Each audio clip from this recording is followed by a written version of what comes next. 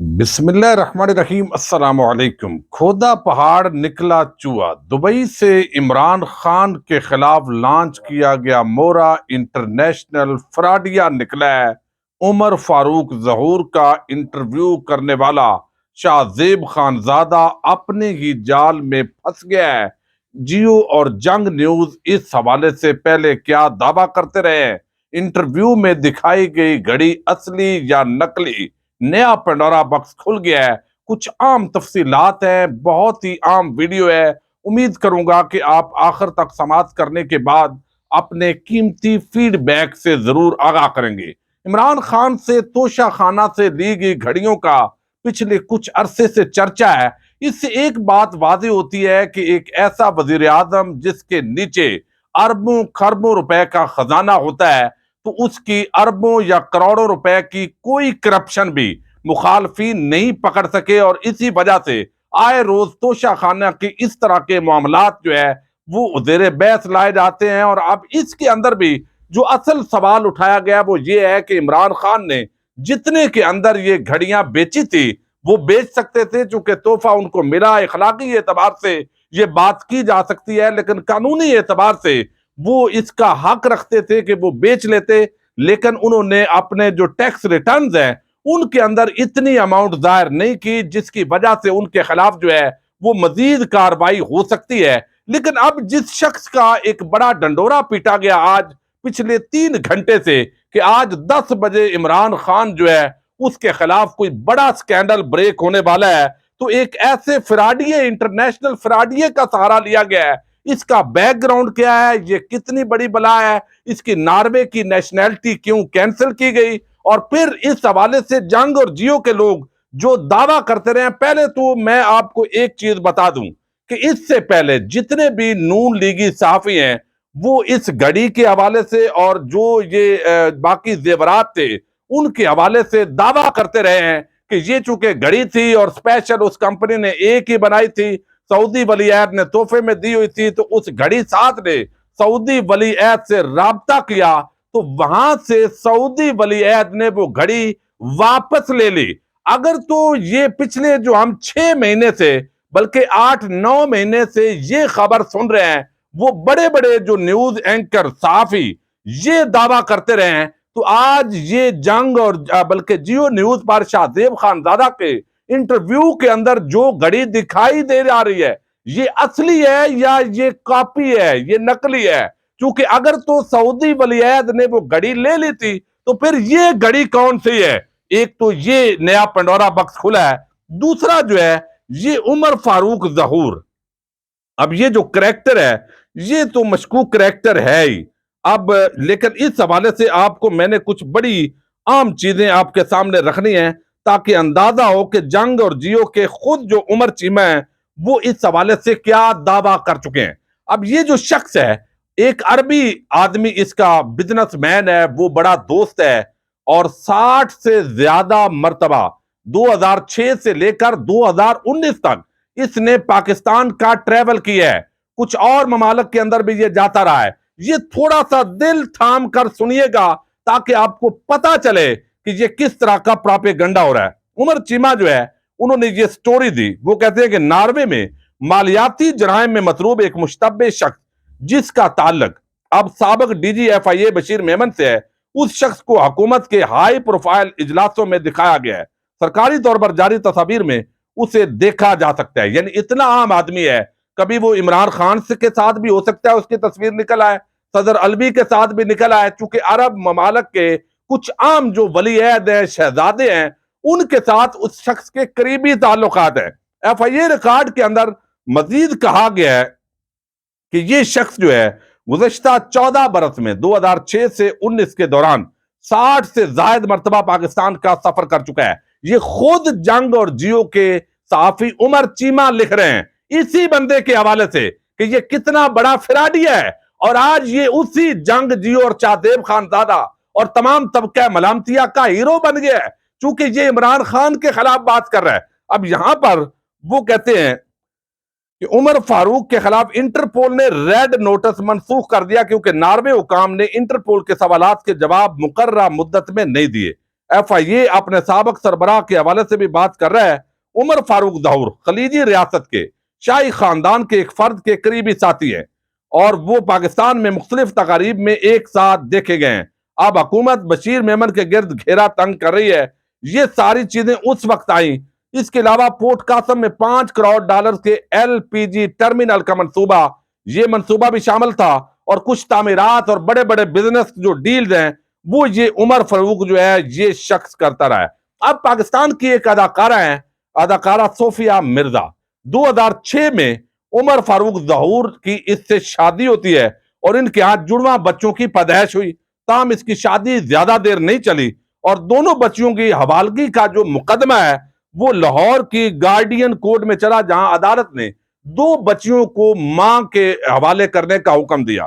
اب بعد صوفیہ مرزا ہے، انہوں نے عدالت سے رجوع کیا کہ ان کے سابق شوہر نے دونوں بیٹیاں اغوا کر لی ہیں۔ لاہور ہائی کورٹ نے اس سابق شوہر عمر فاروق ظہور کا نام ای سی ایل میں ڈال دیا تھا۔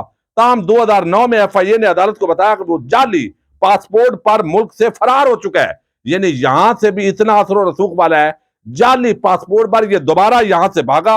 ہائی کورٹ نے ان کے ریڈ وارنٹ جاری کرنے کا حکم دیتے ہوئے انہیں بیرون ملک سے گرفتار کر کے واپس لانے کی ہدایت کی۔ اس دوران یہ مقدمہ تقریباً 1 دہائی سے زائد عرصے تک چلتا رہا۔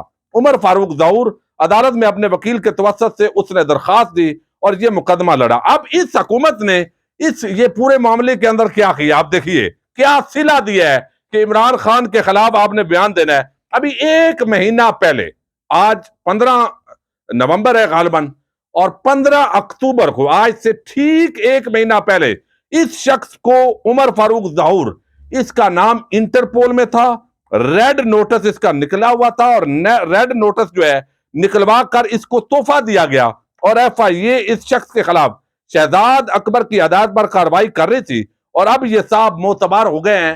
یہ مغیث علی ہمارے صحافی دوست ہیں، انہوں نے بات کی ہے۔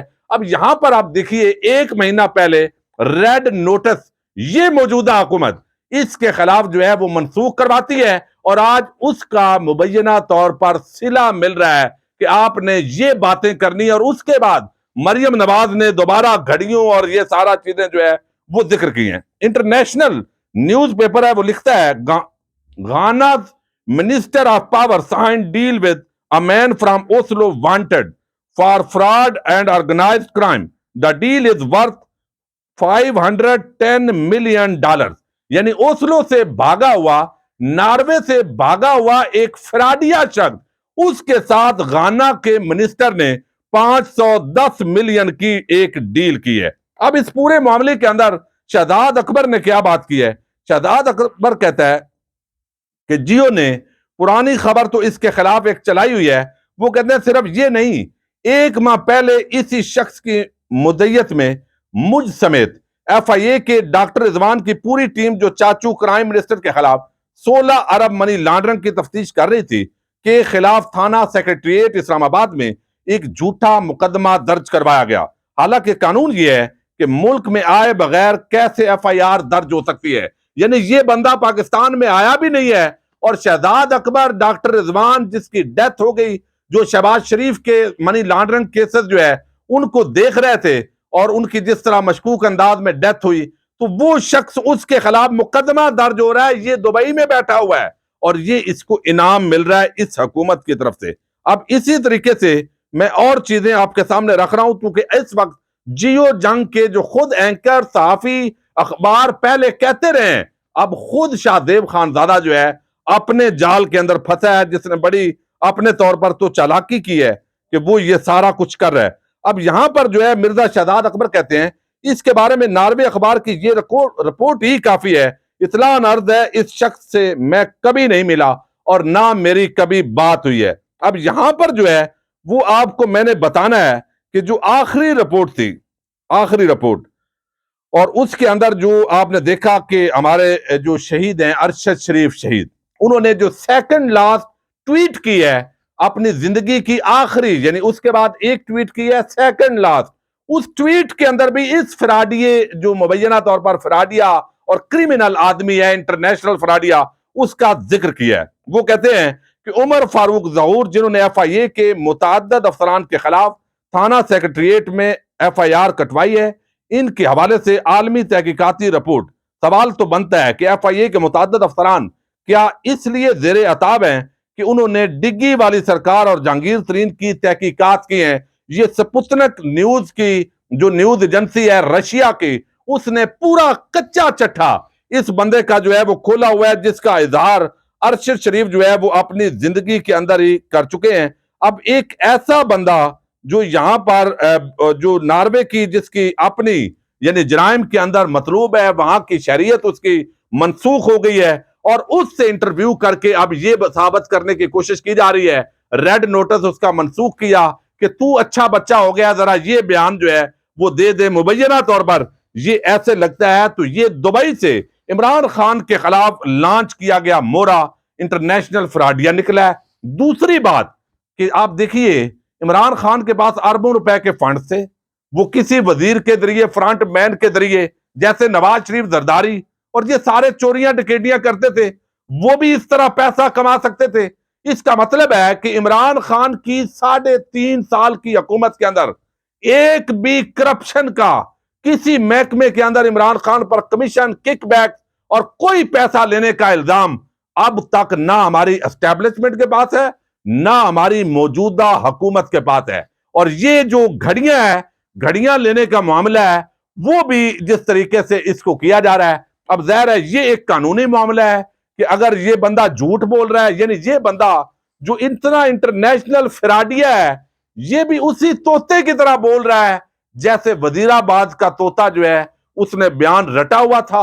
और ये एक इतना झूठा और मकार जो दुनिया के अंदर इतना भागा हुआ शख्स है, उसके इस स्टेटमेंट पर जो है वो एतमाद क्या मुमकिन है? बाकी कितने की सेल हुई, उसको टैक्स रिटर्न के अंदर जमा करवाया नहीं करवाया, ये एक कानूनी और टेक्निकल मामला है। इसका जवाब यकीनन इमरान खान साहब और तहरीक इंसाफ खुद देंगे।